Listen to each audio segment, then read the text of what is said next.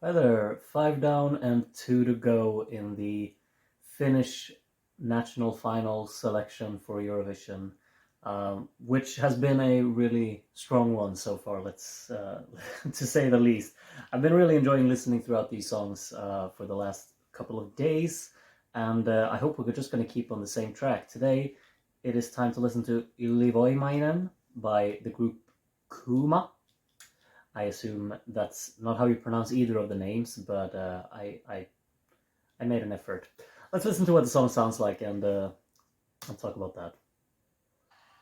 If I have one complaint, it would be these really loud cheering parts at the opening and the ending of the song.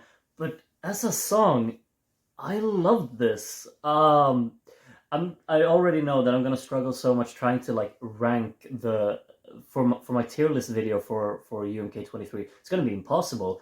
I'm loving all of these songs.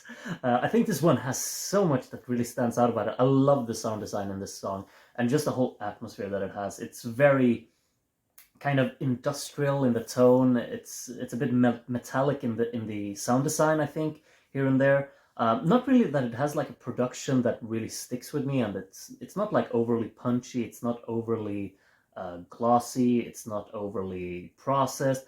Everything is just kind of restrained in a way that makes it feel a bit gray, a bit, I wouldn't really say dirty, but a bit dusty, I guess. It sounds vintage in a very, very good way, while also having this industrial tone to it. It sounds fresh at the same time as it sounds vintage. I hope that kind of makes sense. It probably doesn't, but I just love the whole atmosphere of the song, and there's a nice ambiance to it. Um, it's very easy to just kind of get drowned into all of the sounds and how they collectively work together. I think the drumming is very constant. There's always energy in the song, pretty much, which is a nice touch. I don't really think the drumming is very playful. I mean, the percussion with percussion you can do so much to really just make a song come to life, and I think they kind of haven't done that here.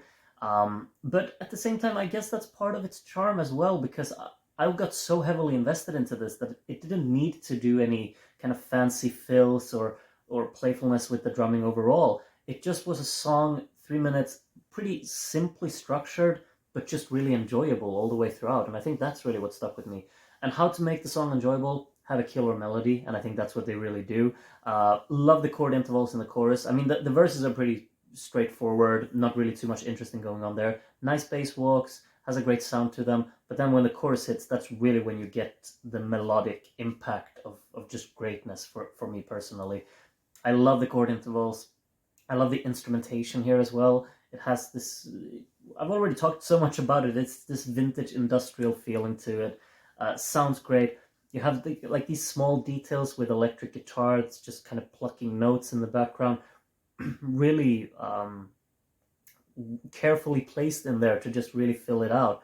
And I think really like the vocal delivery is so intense that I actually really just get hooked, because I think that adds a lot of it as well. It's a very characteristic vocal performance. It's nicely layered with backing vocals at times. It's whispery at times. Then it's more, I wouldn't say shouty at times, but it's more like calling out at other times.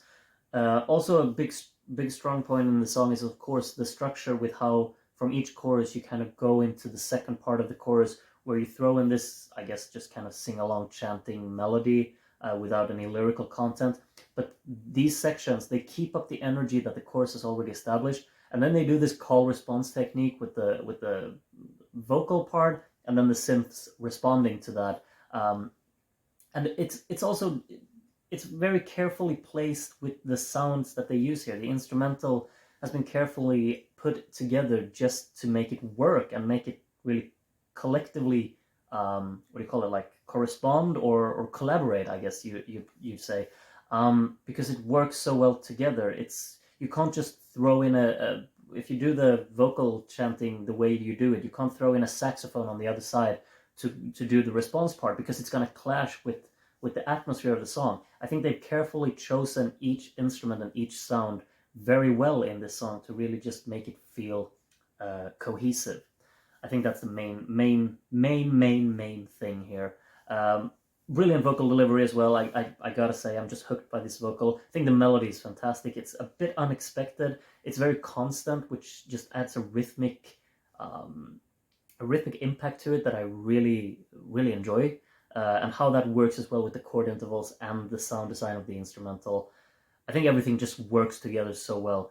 It's a song that actually really just works for me. I click with it so well. It fits my, I guess, my subjective taste so well that I might be biased towards it. But I hope other people out there really enjoy this one as well, because I think it's a song that is is really easy to enjoy if you're into this type of music, I guess.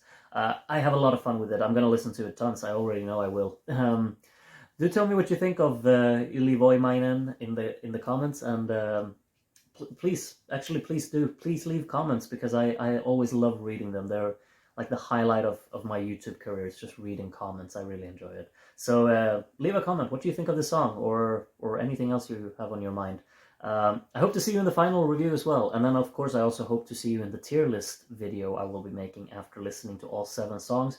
But I'm sure we're in for a great finale as well in this series. So take care of yourselves until then, and bye bye.